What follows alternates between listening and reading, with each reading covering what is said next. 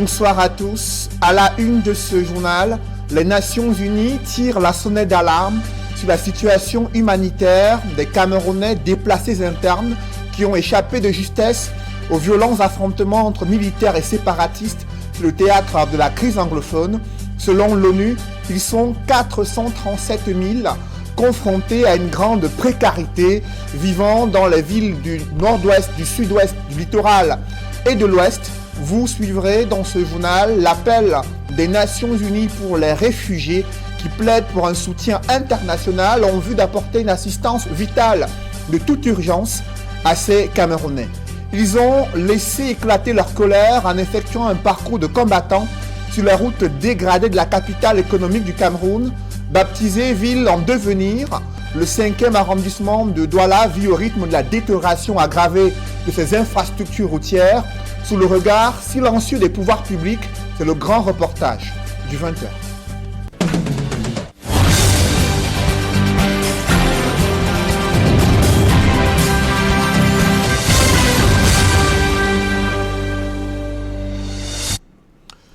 Merci de suivre cette édition complète de l'information sur Equinox Télévision. Douala, poumon économique du Cameroun et d'Afrique centrale, confronté à la dégradation de ses infrastructures routières. Illustration dans son 5e arrondissement, baptisé ville en devenir. Les populations vivent un véritable cauchemar sur les routes du 5e arrondissement de Douala. Elles assistent impuissantes à une détérioration aggravée au fil des jours. Elles pointent du doigt la municipalité. Celle-ci tente de se défendre en indexant la communauté urbaine de Douala. Comment en est-on arrivé à ce manque d'aménagement routier dans le 5e arrondissement de Douala? Élément de réponse dans ce grand reportage que signent Farel Bounia et Jean-Paul Chouniat. Dans la commune de Douala 5e, l'essentiel de sa voirie urbaine est en lambeaux, nids de poules et autres crevasses ornent ces différents axes routiers. Parcours Vita, Makepe Poulain, Makepe Saint-Tropez, Mosquée MRS Mbangué et bien d'autres sont un chemin de croix pour les usagers. Vraiment ça c'est terrible. Depuis la route, si elle est abandonnée comme ça là, vraiment comme vous voyez. L'autre côté là, ils ont commencé à arranger. Oui, ils ont bien arrangé, mais le côté ici, ils ont complètement abandonné. Là, le grand creux là, ça dépasse les pneus comme un bonjour. Donc ça ne va pas, nous souffrons beaucoup sur cette route-là. J'ai la moto, mais je ne peux pas passer sur cette route. Je suis obligé d'aller passer au goudron, là où c'est même interdit aux motos. De leur plainte à n'en plus finir depuis des années, ces usagers accusent la mairie de Douala 5e de négliger l'entretien et l'aménagement de toutes ces routes. J'attire l'attention, le maire, lui-même, de faire un tour de ce côté, voir comment nous souffrons, de passer voir l'état de cette route de Douala 5e. Ça ne vaut pas la peine dans Douala 5e avec l'état de route. De tous côtés, à gauche comme à droite. Monsieur le maire, vous attendez nous écouter. On en a marre. Si vous pouvez avoir pitié de nous les citoyens, parce que c'est pour les papiers, on achète, on a tout. Et au moins pitié de nous. Sur sa page Facebook, la mairie de Douala 5e rejette le tort sur la communauté urbaine de Douala, tenant pour principal responsable le délégué du gouvernement qui plombe la volonté des maires d'arrondissement d'aménager leur municipalité. L'article dit: la démission de la CUD à Douala 5e n'est plus à démontrer, vu l'état de dégradation avancée de ces grands axes routiers. En attendant le jour où Dieu le Père, super maire de la CUD, se réveillera de son long sommeil.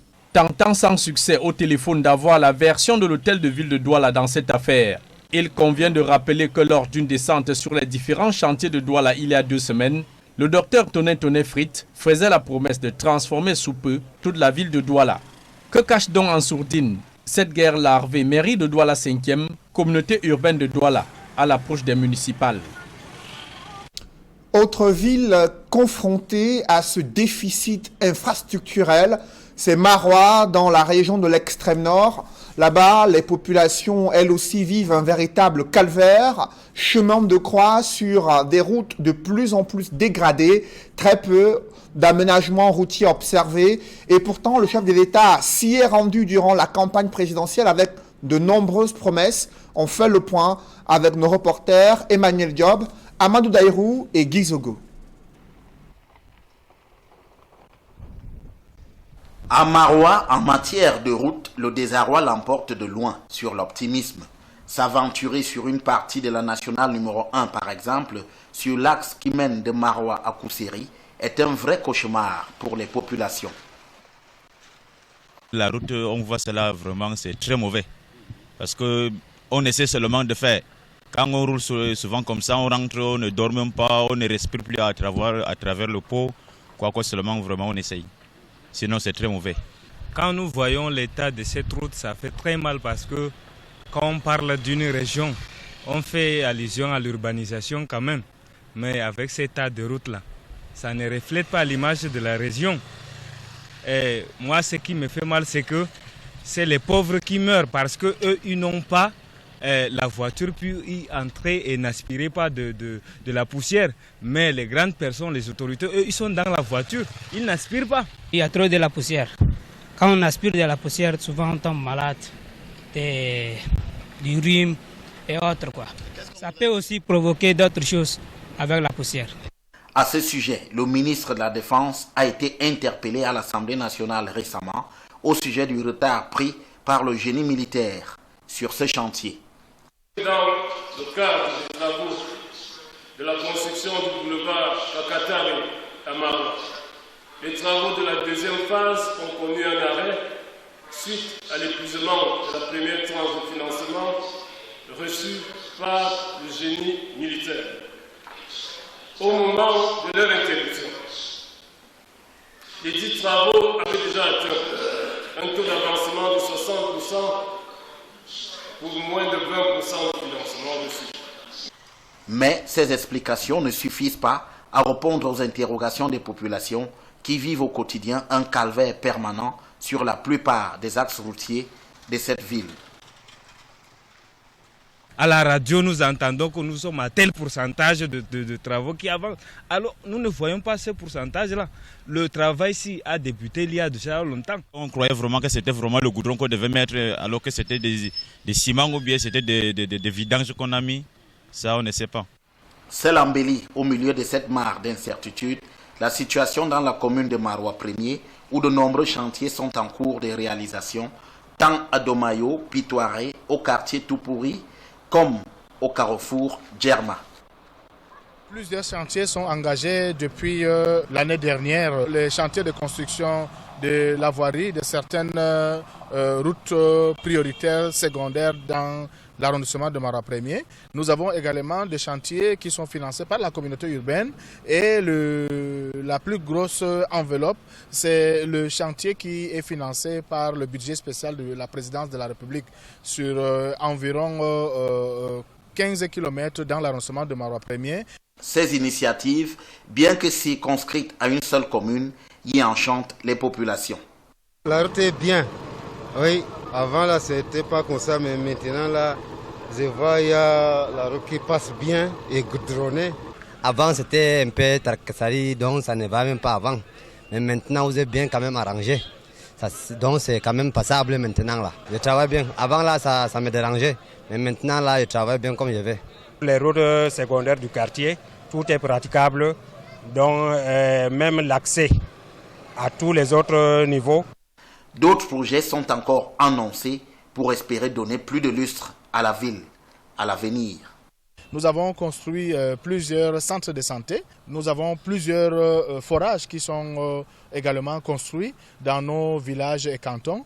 Et aussi un accent particulier sur l'éclairage public parce que par le passé, nos cantons et villages étaient quand même sévrés de l'éclairage public. Pour autant, à Maroua, il faudra plus d'espoir encore pour donner fière allure aux routes du chef-lieu de la région de l'extrême nord.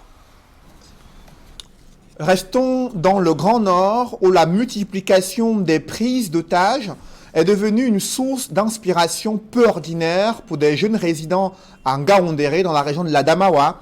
La famille de Mohamedou Abo s'est mobilisée pour donner 300 000 francs CFA afin de procéder à sa libération auprès des ravisseurs.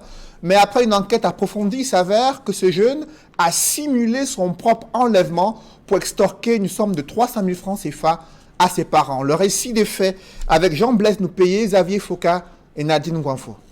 Mohamedou Abo, âgé de 31 ans, simule son propre enlèvement.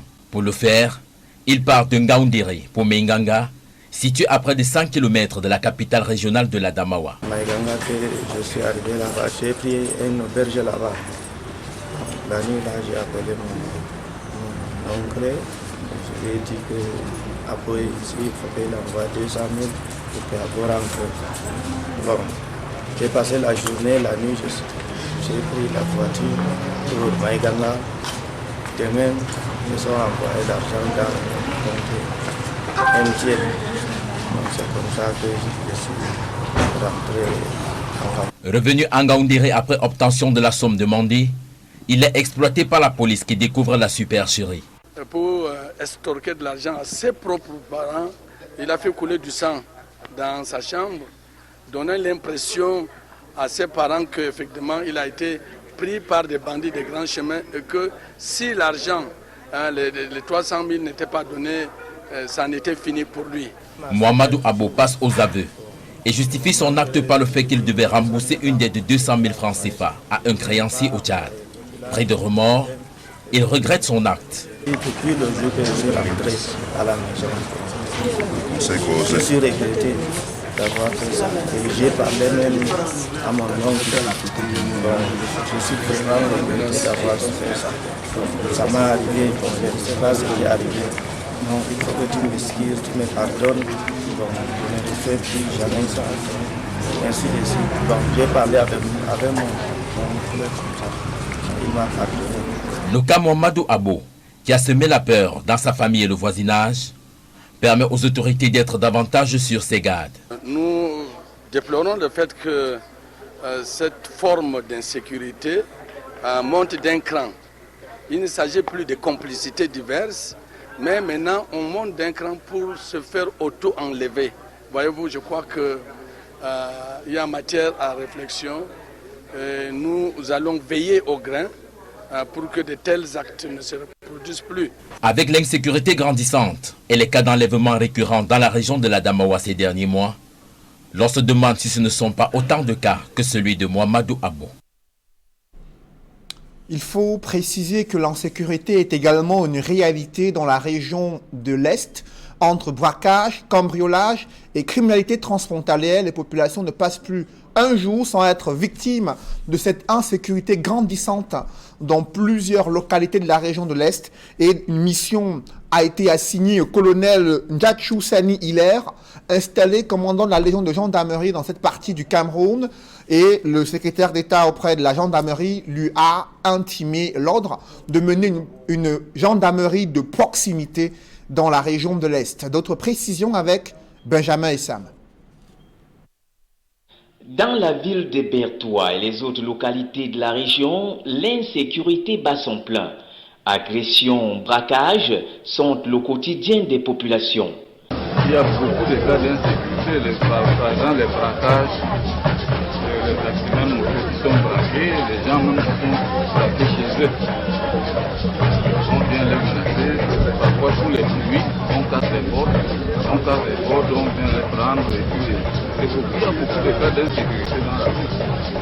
À tout cela s'est ajouté un phénomène nouveau, la profanation des tombes, avec résurgence du trafic des ossements humains, notamment à Bertoua, Mandjou et Garoboulaye. Il faut que les gens comprennent que ce n'est pas l'affaire d'une seule personne. Comme quand ça arrive à un voisin, ça peut vous arriver aussi. Et là, il faut s'impliquer et puis collaborer avec les forces de l'ordre. S'il y a même les comités de vigilance qui pouvaient se mettre à l'œuvre, ce serait une bonne chose. Ça aurait beaucoup aider les gens. Et puis, dès qu'il y a les suspects, on signale, on ne soit pas complaisant. Parce que c'est parfois la complaisance qui amène ces difficultés. La réponse à ce grand banditisme se trouve à la Légion de gendarmerie de l'Est avec le colonel Ndjatchou Sani Hilaire, désormais aux commandes. Représentant du Taliban, de nouveaux challenges, mais j'espère qu'avec le concours des populations, de tous les aidés, tous les touches militaires, les agents de sécurité qui sont dans la ville, on sera vainqueur. À cet officier supérieur valeureux et pétri d'expérience, le secrétaire d'État à la Défense chargé de la gendarmerie fixe le cap. Il ne vous a pas échappé que la région de l'Est, ressort territorial de votre commandement, partage une longue frontière avec la République centrafricaine. Pour la situation sécuritaire, vous imposera des contraintes opérationnelles particulières et une vigilance permanente. Les velléités d'incursion et d'infiltration des bandes armées rebelles, l'afflux de réfugiés sur notre territoire, les trafics en tout genre, la circulation d'armes et de munitions, parce qu'ils entraînent une hausse de la criminalité, devront faire l'objet d'un suivi prioritaire et minutieux de votre part. Le colonel Dadjou Hilaire devra aussi entretenir une franche collaboration avec les autorités administratives traditionnelles, les autres forces de sécurité et les populations. Il remplace le colonel Eno Joseph Eyong, muté après 5 ans à la tête de la Légion de gendarmerie de l'Est. Après avoir échappé de justesse aux violents affrontements entre militaires et séparatistes sur le théâtre de la crise anglophone, ils sont près de 437 000 Camerounais déplacés, déracinés et confrontés à une grande précarité dans les villes du nord-ouest, du sud-ouest, dans le littoral, mais aussi à l'ouest du pays. C'est une cartographie effectuée par les Nations Unies. Son agence pour les réfugiés tire la sonnette d'alarme sur la dégradation de leur situation humanitaire. Cette agence qui appelle à un soutien international en vue d'apporter une assistance humanitaire d'urgence à ces Camerounais. On fait le point avec Eric Marcel Ndjomo. De cette sortie de l'Agence des Nations Unies pour les réfugiés concernant près de 437 000 Camerounais déplacés internes, déracinés de leur maison d'habitation, de suite de ces violents affrontements entre l'armée camerounaise et des séparatistes anglophones. Selon les Nations Unies, ils ont besoin dans l'urgence d'une assistance humanitaire. Les Nations Unies qui appellent à un soutien international en vue d'apporter une assistance d'urgence à ces Camerounais. D'autres précisions avec Eric Martial Ndjomo. Dans ce pointage, l'Agence des Nations Unies pour les réfugiés fait une peinture très sombre de la situation dans le nord-ouest et le sud-ouest. Selon ce rapport, la crise a déjà causé le déplacement d'environ 500 000 personnes. La détérioration de la situation humanitaire fait craindre davantage de déplacés dans les prochains mois. Sur les 437 000 déplacés actuels en raison de la crise anglophone, 246 000 sont issus de la région du nord-ouest, 105 000 du sud-ouest et 86 000 des régions de l'ouest et du littoral. Parmi eux, de nombreuses femmes et plusieurs enfants qui vivent dans une précarité extrême, sans infrastructure de santé, d'éducation, d'eau ou d'assainissement de qualité et en quantité. L'on compte aussi, selon ce rapport, près de 35 000 exilés camerounais en terre nigériane. Pour venir en aide à cette masse humanitairement en danger, le HCR a besoin de près de 184 millions de dollars, dont 35,4 pour l'assistance vitale de toute urgence. Ce montant rentre dans le plan 2019 de réponse humanitaire du HCR qui plaide pour un soutien international. Et dans le chaudron de la crise anglophone, le Cameroun fait face à la montée de l'extrémisme violent, aux conséquences néfastes sur les populations.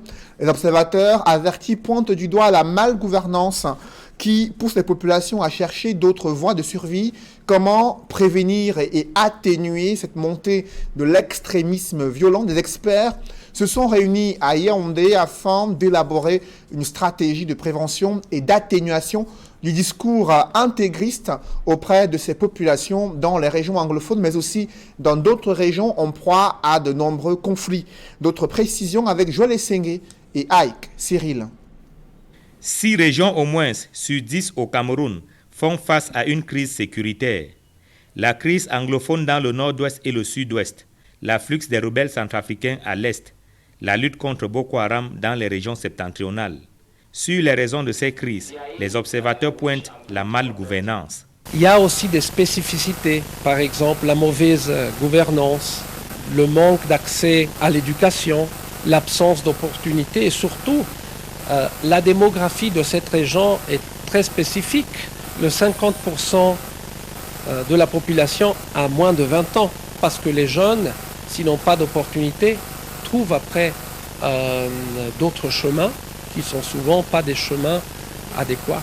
Pays frontaliers du Cameroun, le Tchad et la République centrafricaine ne sont pas épargnés par ces crises à répétition. La situation pourrait même s'étendre à toute l'Afrique centrale.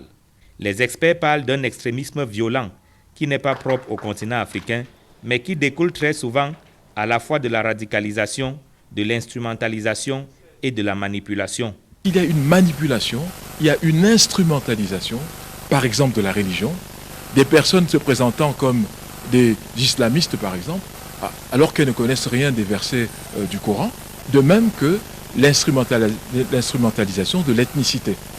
Pour pouvoir mener le désordre, le chaos, on utilise ces domaines qui sont des domaines sensibles. Mais le gouvernement également doit s'assurer qu'il y a un minimum pour prévenir la tentation de l'extrémisme au niveau des jeunes qui n'ont pas de travail, qui sont oisifs et qui sont attirés par des sommes qu'on leur donne, qui leur paraissent des sommes importantes. Mais en fait, il n'y a pas d'importance à ces sommes-là, parce que ce sont des sommes de la mort et de la destruction. Il y a quelques années, le secrétaire général des Nations Unies notait que l'extrémisme violent compromet la paix et la sécurité, tout autant qu'il bloque l'exercice des droits de l'homme. L'extrémisme violent est un frein au développement. Aucun pays n'est à l'abri de ses effets.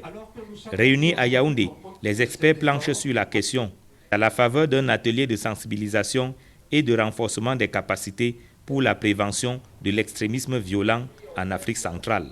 Depuis à peu près 2015, après le lancement du plan d'action du secrétaire général des Nations Unies, Ban Ki-moon, pour la prévention de l'extrémisme violent, la communauté internationale a pris la balle au bond et a essayé de faire en sorte que ce sujet ne soit pas simplement un sujet qui se gère au niveau de la réponse sécuritaire militaire, mais qu'il soit un sujet qui est discuté dans une approche transversale avec des personnes qui viennent des milieux académiques, de la société civile, du monde des médias, pour essayer de trouver les raisons fondamentales pour lesquelles on n'arrive pas à contrer l'extrémisme violent. Les acteurs institutionnels et civils au Cameroun, au Tchad et en République centrafricaine sont particulièrement interpellés. Organisé par le Centre africain d'études internationales, diplomatiques, économiques et stratégiques, CIDES, l'atelier de Yaoundé fait suite à plusieurs autres tenus notamment à Dakar, N'Djamena, Alger et Maroua. Il est question de rechercher les mesures préventives afin d'atténuer la montée en puissance de l'extrémisme violent dont les conséquences sont néfastes pour les populations. Prévenir vaut mieux que guérir.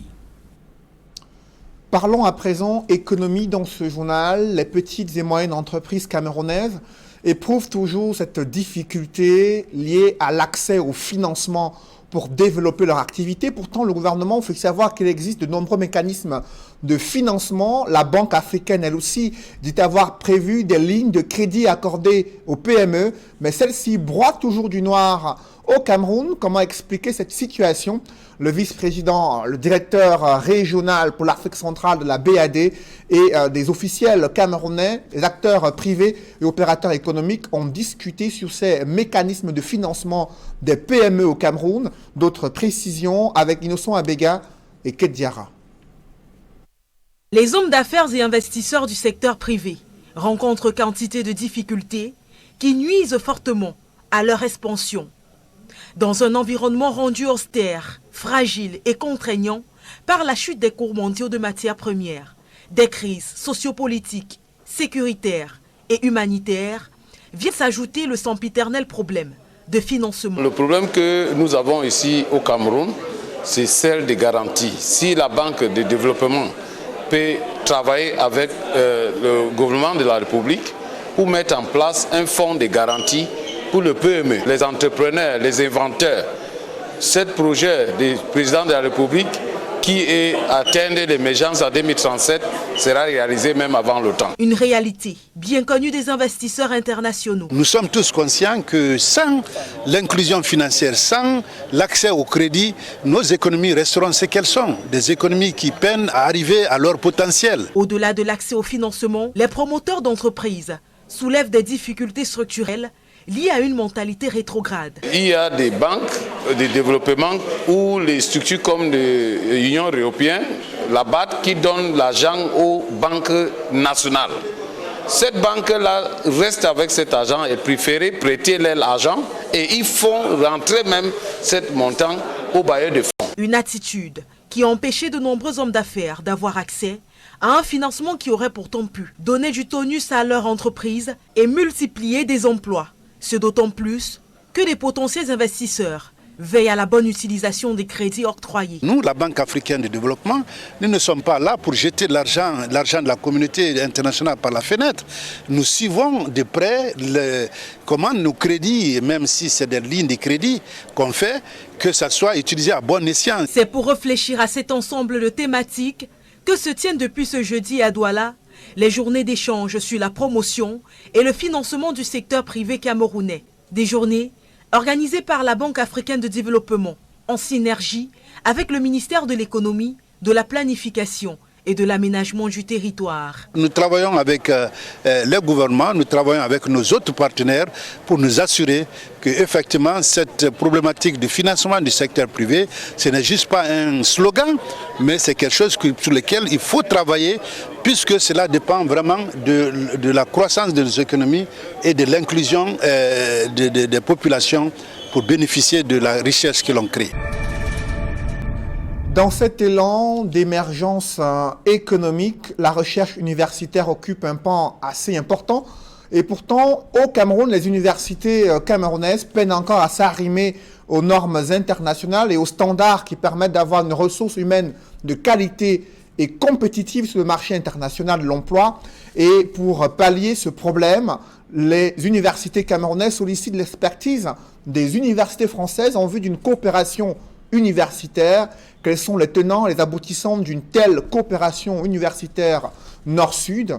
Élément de réponse avec Innocent Abega et Gladys Sidé.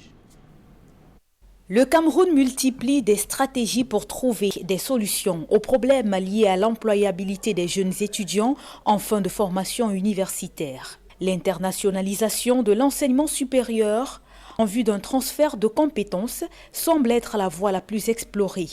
L'université de Douala, comme bien d'autres, mise sur le développement des partenariats à l'étranger. Notre partenaire, le Paris-Saclay, qui a l'expertise, sera d'un grand appui pour que nous renforcions nos capacités. Le renforcement des capacités, la réforme de l'enseignement supérieur ou encore l'ouverture à de nouveaux métiers sont autant de points auxquels il faut s'attaquer. Pour nous, c'était important de voir à la fois le monde académique et bien sûr l'université de Douala, partenaire privilégié, mais avec une problématique d'insertion professionnelle, d'employabilité. La vision que nous avons aujourd'hui, c'est de rassembler le monde académique et le monde professionnel pour trouver un travail à la jeunesse camerounaise, donc faire le lien avec l'industrie, les PME, l'insertion professionnelle. C'était cet ensemble que nous voulions voir aussi. Les conventions signées par l'université de Douala profite à toutes ses composantes ainsi qu'aux instituts supérieurs dont elle est la tutelle, des partenariats de formation dont bénéficient enseignants et apprenants. Une note à présent concernant le SDF qui est en deuil. Adolphe Lotinsame, coordonnateur départemental du SDF dans le Vaury, est décédé ce jour à Douala de suite de maladie. Il était adjoint au maire à Douala, premier élu en 2013, passionné de football. Il était également le président du Caïman Club de Douala. Il laisse donc une grande famille proche éprouvée sur le plan politique et sportif et de nombreuses personnes qui témoignent de sa sympathie et de son engagement politique, également sa passion pour le football. Mesdames, messieurs, c'est la fin de ce journal. Merci de l'avoir suivi.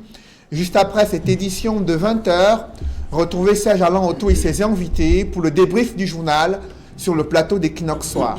Serge Alain. Douala 5e et communauté urbaine de Douala, un jeu de ping-pong.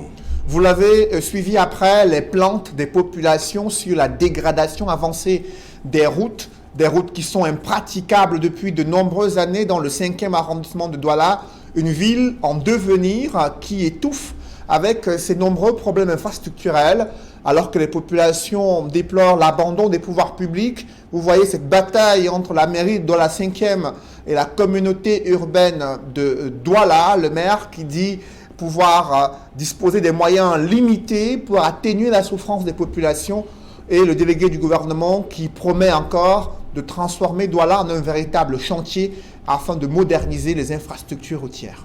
437 000 déplacés internes du fait de la crise dans les régions nord-ouest et sud-ouest du Cameroun. Les Nations Unies tirent la sonnette d'alarme sur leur situation humanitaire qui, elle aussi, risque encore de se dégrader selon les prévisions des Nations Unies au regard de ces affrontements qui se poursuivent entre les militaires et les séparatistes dans les régions anglophones. Les Nations Unies qui ont besoin de plus de 100 millions de dollars afin de venir en aide, d'apporter une assistance humanitaire d'urgence à ces Camerounais disséminés dans les régions du nord-ouest, du sud-ouest, à l'ouest du pays, mais aussi dans la région du littoral. Un plaidoyer auprès de la communauté internationale au moment où le Cameroun a lui aussi son plan d'assistance humanitaire. Mais selon les Nations Unies, ce plan camerounais est insuffisant pour venir en aide à ces nombreux déplacés. Et le meilleur pour la fin, Cédric Noufélé, dans le fait du jour, Mamadou Abo, il s'enlève lui-même. Il avait besoin, dit-il, de 250 000 francs CFA pour rembourser des dettes. Du coup, il a simulé une prise d'otage et sa famille a perdu le sommeil. Il a fallu une enquête minutieuse des forces de sécurité et il a mobilisé presque toutes les autorités administratives déjà sur le qui-vive en raison de la multiplication des prises d'otages, un comportement social déviant dénoncé, vous l'avez suivi dans ce reportage. Voilà, madame, monsieur, c'est donc l'essentiel. L'Equinox Soir, deuxième partie, le temps du débrief. Bonne soirée à vous, Cédric. Bonne soirée à vous, Serge Alain. Rendez-vous, c'est bien lundi, c'est ça? C'est bien lundi que nous nous retrouvons, Serge Alain. Voilà, lundi 20h.